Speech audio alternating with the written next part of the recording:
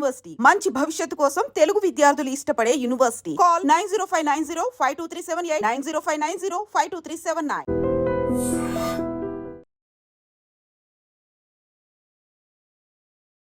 నమస్తే, welcome back to iDream media. నేను మీ ఝాన్సీ. తామర గురించి మాట్లాడుకుంటే ఇది ఒక డిస్కస్టింగ్ సబ్జెక్ట్ అని అనుకోవచ్చు. ఎందుకంటే వేరే డిసీజెస్ అన్నీ ఒకవైపు, అంటే చిన్న చిన్న ఇష్యూస్, హెల్త్ ఇష్యూస్, తామర, గజ్జి ఇలాంటివి ఒకవైపు. ఎందుకంటే మన ఇంటి సభ్యులు కూడా మనల్ని చూసి కొంచెం వానికి కాస్త పక్కన పెట్టే సిచ్యువేషన్స్ ఇవి. ఎందుకంటే తామర అనేది కాంటేజియస్ కాబట్టి ఒకరి నుంచి ఒకరికి వస్తుంది అన్నప్పుడు, ఇంట్లో ఒకరికి ఉన్నప్పుడు పక్కన వాళ్ళు మన వస్తువులు యూజ్ చేయడానికి కూడా భయపడుతుంటారు. ఎక్కడో ఒక్క చోట స్టార్ట్ అయ్యి ఇచ్చింగ్ వచ్చేసి మొత్తం అంతా వచ్చేసి, అంటే మనం బయటకు వెళ్ళడానికి కూడా కొంచెం కాస్త బాధపడే సిచ్యువేషన్స్ కూడా మనం ఫేస్ చేస్తూ ఉంటాము.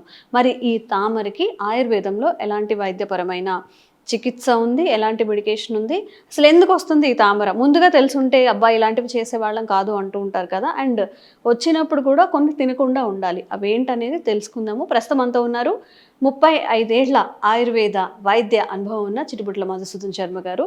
నమస్తే సార్. నమస్తే సార్. మీ సర్వీస్లో చాలా కేసెస్ మీరు డీల్ చేసి ఉంటారు, లైక్ ఈ 35 ఇయర్స్లో. బట్ స్కిన్ రిలేటెడ్ ఇష్యూస్ వచ్చేసరికి అది కూడా మన నుంచి వేరే వాళ్ళకి అంటూ వ్యాధి అన్నప్పుడు చాలా ఈ కుటుంబ సభ్యులైనా, ఫ్రెండ్స్ అయినా, ఎంత క్లోజ్ ఫ్రెండ్స్ అయినా దూరం పెడుతూ ఉంటారు. మరి ఈ తామర అనేది అసలు ఎందుకు వస్తుంది? పాయింట్ టు పాయింట్ వెళ్తే ఎందుకు వస్తుంది, ఎవరిలో వస్తుంది? ఇది ఒక రకమైనటువంటి ఫంగస్ అనేటువంటి క్రిమ్ వల్ల వస్తుందమ్మా. ఓకే. సో శుభ్రత పాటించినటువంటి వాళ్ళలో, వ్యాధి నిరోధక శక్తి తక్కువ ఉన్నటువంటి వాళ్ళలో, ఎక్కువగా వెయిట్ ఉన్నటువంటి వాళ్ళలో, చెమట పోసేటువంటి తత్వం ఎక్కువగా ఉన్నటువంటి వాళ్ళలో, అదేవిధంగా ముఖ్యంగా వేసవికాలం పరిస్థితి ఉన్నప్పుడు, సో ఇలాంటి వాళ్ళల్లోనే ఎక్కువ ఈ యొక్క తామర కనిపిస్తుంటుందమ్మా. ఇది అంటువ్యాధమ్మా. ఒకరికి మొదలైందంటే ఇంచుమించు కుటుంబ సభ్యులకు అందరికీ వచ్చేటువంటి అవకాశం ఉంటుంది. వ్యాధి నిరోధక శక్తి తక్కువ ఉందంటే తక్కువ నేనున్నానంటూ ప్రత్యక్షం అవుతుందమ్మా. అంటే వీక్ గా ఉన్న వాళ్ళకి ఎక్కువగా వచ్చే అవకాశం ఉంటుంది. తక్కువ ఉన్నటువంటి వాళ్ళలో వస్తుందమ్మా. ఎందుకంటే ఫంగస్ అమ్మా ఇది. సో స్కిన్ మీద గ్రోత్ అవుతుంటుంది కాబట్టి ఈ ఫంగస్ క్రిమి ఒకరికొకరి స్కిన్ కాంటాక్ట్ అయినా, ఒకరి బట్టలు ఒకరు వాడినా, లేకపోతే ఈవెన్ సోప్ ఇలాంటివి వాడినా, లేకపోతే ఈ బ్లాంకెట్స్, తర్వాత ఈ పడక గదిలో అవన్నీ ఏమన్నా దిండు ఇలాంటివి వాడినా కూడా క్రిమి అక్కడ ఉంటే ఆ ఎఫెక్ట్తో వీళ్ళ చర్మం మీద కూడా క్రిమి ఫంగస్ వచ్చేసి వీళ్ళకి కూడా వస్తుందమ్మా. సో రింగ్ వామ్ అనేటువంటి పేరుతో పిలుస్తారమ్మా. సర్వసాధారణంగా ఫస్ట్ చిన్నగా మొదలవుతుందమ్మా మీరు అన్నట్లు. తర్వాత క్రమంగా ఇంతింతై ఒటిడింత అయినట్లు క్రమక్రమంగా బాడీ అంతా స్ప్రెడ్ అవుతుందమ్మా. కొంతమందికి వాళ్ళ అదృష్టవశాత్తు కొన్ని భాగాల్లోనే పరిమితం అయిపోతే, మరి కొంతమందికి మాత్రం బాడీ అంతమ్మా చర్మం మీద ఎక్కువ భాగాల్లో ఇది వచ్చేటువంటి పరిస్థితి ఏర్పడుతుంది.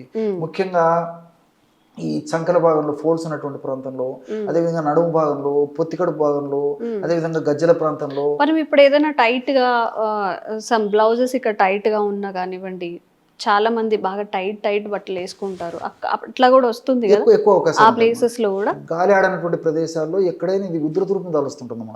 సో అందుకే కాటన్ బట్టలు ధరించే వాళ్ళలో ఈ యొక్క సమస్య ఉధృత లేకుండా ఉంటుందమ్మా. అట్లా కాకుండా ఈ సింథటిక్ డ్రెస్ వేసుకున్నటువంటి వాళ్ళు మరీ ఎక్కువ ఉంటుందమ్మా. మరి టైట్ ఇలాంటివి వేసుకున్నటువంటి వాళ్ళలో కూడా ఆ భాగంలో గాలి సంచారం సరిగ్గా లేకపోవడం చేత చెమట ఉత్పత్తి కావడం చేత ఆ యొక్క ప్రభావం చేత ఫంగస్ కూడా గ్రోత్ ఎక్కువైపోతుందమ్మా.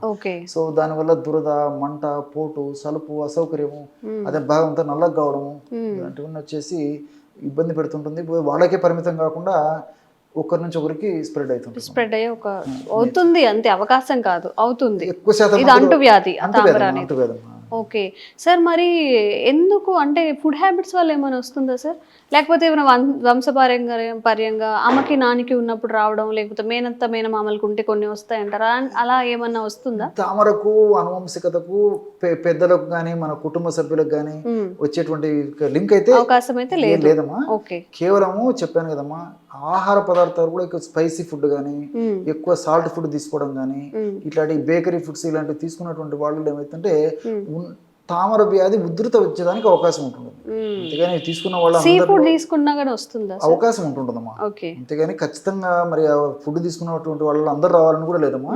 కాబట్టి నేను టోటల్ చెప్పిందంటే ఇమ్యూనిటీ పవర్ అమ్మా, రెసిస్టెన్స్ పవర్ తక్కువ ఉన్నటువంటి వాళ్ళలోనే ఎక్కువ వస్తుంటుంది. Okay sir. కాబట్టి ఈ ఆహార పదార్థాలు మన దైనందిన జీవితంలో పాటించేటువంటి కొన్ని నియమాలు ఏంటంటే ఈ సక్రమంగా పాటించకపోతే ఆహార నియమాలు సో ఉన్నటువంటి జబ్బు ఉధృత రూపం దాల్చేసి చాలా త్వరగా తీవ్ర రూపం దాలుస్తుంది అనమాట. ఓకే. సో వాటి కోసం అని చెప్పేసి ఆహార పదార్థాలు కొంచెం జాగ్రత్తగా ఉండడము, అదేవిధంగా కాటన్ ఈ గార్మెంట్స్ ఈ దుస్తులు వేసుకోవడము, అదేవిధంగా స్నానం చేసినప్పుడు బాగా శుభ్రంగా తుడుచుకుంటుండడము, అదేవిధంగా ఒకరి దుస్తులు ఒకరు వాడకుండా తెలియకుండా కూడా వేరే వాళ్ళకు ఉన్నది మనం యూజ్ చేసినప్పుడు వచ్చే అవకాశం ఉంటుంది. జాగ్రత్తలు తీసుకోవడం వల్ల అంత ఇబ్బంది లేకుండా ఉంటుంది. ఓకే. మన ఆయుర్వేదంలో ఎలాంటి చిట్కాలు ఉన్నాయి సార్? ఈ తామర వచ్చినప్పుడు పై పూతగా అప్లై చేసుకోవడానికి కానీ, లోపల ఇంటేక్ ఒక టాబ్లెట్గా తీసుకోవడానికి కానీ? సో కొద్దిగా ఉన్నప్పుడు అయితే మా ఇంటర్నల్ అవసరం చాలా వరకు అవసరం ఉండదమ్మా. కడుపులోకి తీసుకోవాల్సిన అవసరం చాలా వరకు అవసరం ఉండదు. సమస్య పెరిగిపోతే మాత్రం ఇంటర్నల్ కూడా మెడిసిన్స్ వాడుకోవాల్సి వస్తుంది. సో జనరల్గా పైపూత మందుకు ఎలాంటి ఔషధం వాడుకుంటారంటే మా ఇప్పుడు మీరు చూసింటారు, చాలా మంది తెలుసమ్మా. సో నల్ల జీలకర్ర ఈ తామర వ్యాధిని కలుగజేసేటువంటి ఫంగస్ క్రిమిని హరింపజేసేటువంటి అద్భుతమైనటువంటి శక్తివంతమైనటువంటి యొక్క మెడిసిన్ అది. ఓకే. నల్ల జీలకర్ర అంటే జనరల్ గా వెయిట్ లాస్ గానో అజీర్తి సమస్యలు గానో తెలుసు. తామర కూడా పనిచేస్తుంది. బ్లాక్ క్యూమిన్ అమ్మా. ఓకే. సో అది వచ్చేసి అజీర్ణ సమస్యలకు జనరల్ గా వాడేది మామూలు జీలకర్ర. ఇది బ్లాక్ క్యూమిన్. ఓకే. నల్లగా ఉంటుంది. బ్లాక్ క్యూమిన్ మనం యూజ్ చేయకూడదా సార్ వెయిట్ లాస్ కి గానీ? వాడతారమ్మా. ఇది కూడా ఇంటర్నల్ వాడేది ఉంది కానీ ఔషధంగా వాడుకుంటారు. ఓకే. సో జీలకర్రని అయితే ఆహారంగా ఔషధంగా 2 పద్ధతుల్లో వాడతారు. ఈ నల్ల జీలకర్రని ఎక్కువ ఔషధంగానే వాడతారమ్మా. ఈ హెయిర్ ఆయిల్స్ లో వాడుతుంటారు. అదే విధంగా మీరు అన్నట్లు వెయిట్ లాస్ అయ్యేదానికి వాడతారు. నల్ల జీలకర్రని హెయిర్ ఆయిల్ లో కూడా వాడతారమ్మా. ఓకే. బాగా పెరుగుతుందా? చుండ్రు రాకుండా ఉండేదానికి, హెయిర్ గ్రోత్ ఉండేదానికి కోసం అని చెప్పేసి హెయిర్ ఆయిల్ ఒక ఇంగ్రీడియంట్ గా వాడతారమ్మా. Okay sir. సో త్వరగా వైట్ హెయిర్ రాకుండా ఉండేదానికి ఇట్లా పర్పస్ కోసం వచ్చేసి ఒక ఇంగ్రీడియంట్ గా వాడుతుంటారు నల్ల జీలకర్రని. సో బ్లడ్ ప్యూరిఫికేషన్ కి వాడుతుంటారు, కొన్ని రకాల చర్మ వ్యాధులకు వాడుతుంటారు, సో కొలెస్ట్రాల్ తగ్గేదానికి వాడుతుంటారు. ఇలా చెప్పుకుంటూ పోతే చాలా నల్ల జీలకర్రలో గొప్ప విషయాలు ఉన్నాయమ్మా. సో ఈ నల్ల జీలకర్ర మనకు మార్కెట్ లో దొరుకుతుంది. కాస్త వేయించేసేసి పౌడర్ చేసేసి ఒక 20 గ్రామ్స్ అప్రాక్సిమేట్ గా తీసుకోవాలమ్మా. సో అదే విధంగా కర్పూరం మన ఇంట్లో ఉండేటువంటి కర్పూరమే చాలమ్మా. హారతి కర్పూరం వాడినా, ఉంట కర్పూరం వాడుకున్నా ఏదైనా సరిపోతుంది. అదొక 20 గ్రామ్స్. అదేవిధంగా పసుపు పొడి, స్వచ్ఛమైనటువంటి పసుపు అమ్మా. పసుపు కొమ్మలను దంచి చేసినటువంటి పొడి, కల్తీరైనటువంటి పొడి, పసుపు పొడి, ఇవన్నీ సమానంగా అమ్మా. ఒక పదార్థం 20 గ్రాములు తీసుకుంటే మిగతావన్నీ కూడా 20 గ్రాములు తీసుకోవాలి. ఎంత అవసరమైతే అంత. సమస్య ఎక్కువ కంటే ఎక్కువ కలుపుకోవచ్చు. అన్ని కలిపేసేసామా. ఈ కర్పూరం మాత్రం జస్ట్ చేతో ఫింగర్స్ అలాంటిగానే పౌడర్ అయిపోతుంది. ఒక పాత్రలో తీసుకొని అంత బాగా కలపాలమ్మా. కలిపేసేసి ఒక సీసాలు నిల్వ ఉంచుకొని కాస్త అవసరం అయినంత పౌడర్ తీసేసుకొని ఈ కొబ్బరి నూనెతో బాగా రంగరించాలమ్మా. కొబ్బరి నూనె మంచి క్రీమ్ లాగా తయారైపోతుంది. ఆ క్రీమ్ తీసుకొని ఈ తామర ఉన్నట్టు ప్రాంతంలో అప్లై చేసేసి ఒక హాఫ్ మినిట్ మర్దన చేసేసి అదే క్రీమ్ మళ్ళీ అక్కడనే పట్టించేసి ఒక గంట సేపు ఉన్న తర్వాత తుడిచేస్తుండాలమ్మా. సమస్య ఎక్కువగా ఉంటే రోజు 2 సార్లు చేయాలి. ఈ విధంగా సమస్య తక్కువగా ఉంటే రోజు ఒక్కసారి వాడినా చాలా త్వరగా తగ్గుతుందమ్మా. సత్వరమే శీఘ్రంగా వెంటనే పనిచేసేటువంటి అద్భుతమైనటువంటి అనేక రకాలైనటువంటి ఈ పైపూత మందుల్లో ఇది కూడా ఒక ప్రధాన ద్రవ్యంగా చెప్పుకోవచ్చమ్మా. మా అనుభవంలో కూడా ఎన్ని చూస్తుంటాం మేము. సో చాలా చక్కగా పనిచేస్తుంది. సో ఎక్కువ రోజులు వాడినప్పటికీ అన్ని మనకు సైడ్ బెనిఫిట్స్ ఉంటాయమ్మా. ప్రాబ్లం అయితే ఉండదు.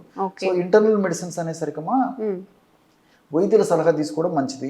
లేకపోతే ఒకటి తప్పని పరిస్థితుల్లో మరి వైద్యులు అందుబాటులో లేకపోవడం చేత కానీ ఇతర కారణాలు ఏమైనా ఉంటే వాళ్ళకే వాళ్ళు వాడుకోదగ్గ సైడ్ ఎఫెక్ట్స్ అనేటువంటి ఔషధాలు కూడా ఉన్నాయమ్మా. ఆయుర్వేద ఔషధాలు. వాటిలో ఆరోగ్యవర్ధని వటి అని చెప్పేసి దొరుకుతుందమ్మా. ఆరోగ్యవర్ధని వటి టాబ్లెట్స్ రూపంలో దొరుకుతాయి.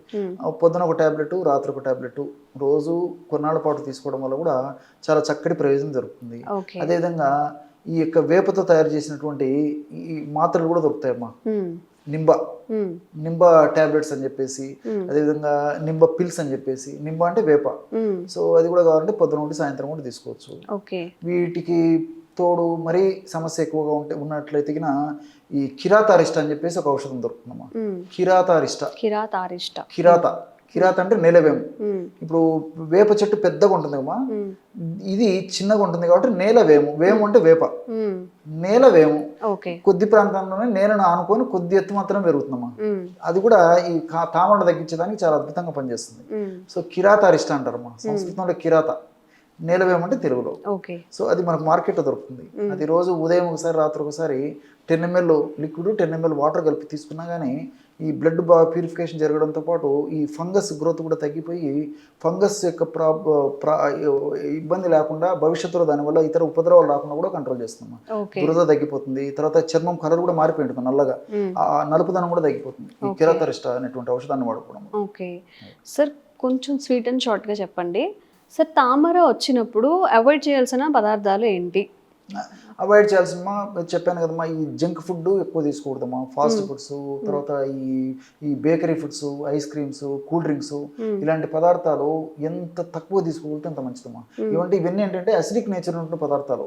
ఈ అసిడిక్ నేచర్ ఎప్పుడైతే బ్లడ్ లో పెరుగుతుందమ్మా, ఈ అసిడిక్ నేచర్ పెరిగినప్పుడే ఈ వైరస్ క్రిములు కానీ, ఇప్పుడు మనం అనుకున్నట్లు ఈ ఫంగస్ అనేటువంటి క్రిములు కానీ ఎక్కువ గ్రోత్ అయ్యేదానికి అవకాశం ఉంటుందమ్మా.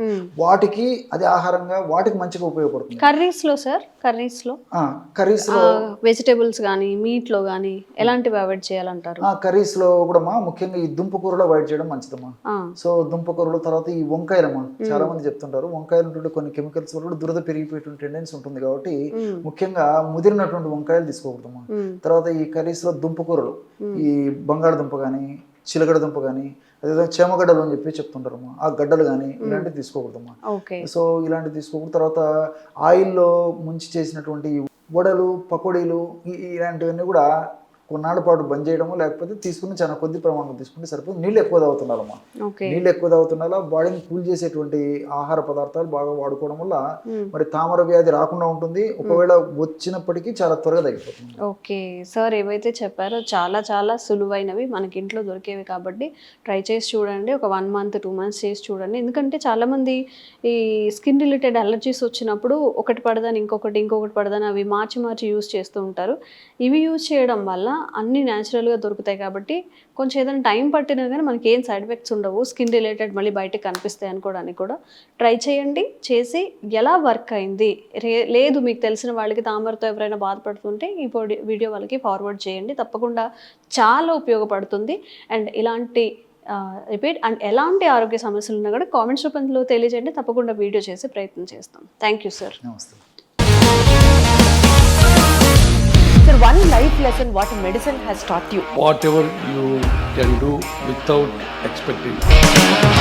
బట్ ఐ రియలీ బిలీవ్ మన పాజిటివ్ యాటిట్యూడ్ ఉంటేనే మనం ఏదైనా సాధించగలం. గట్ని మనం కరెక్ట్గా డీల్ చేసినట్లయితే అది మనకి పాజిటివ్ హార్మోన్స్ని రిలీజ్ చేస్తుంది. షుగర్ వచ్చిన వాళ్ళ పరిస్థితి ఏంటి? పొట్ట దగ్గర పెరిగితే దాన్ని ఆండ్రాయిడ్ అంటారు. ఆండ్రాయిడ్ ఫోన్ కాదు. అసలు థాట్స్ ఎందుకు వస్తాయి? బ్రెయిన్ డెడ్ అంటే దానికి ప్రపంచం అంతా కూడా కొన్ని నిర్దిష్టమైనటువంటి లక్షణాలు ఉంటాయి. మానసికంగా ధైర్యంగా ఉంటే క్యాన్సర్ జయించవచ్చు. You are a doctor for a cause sir, అంతే. వాళ్ళకి వచ్చిన ఆదాయం కాకుండా ఫ్రీ సర్వీస్ ఎంతమందికో చేస్తారు.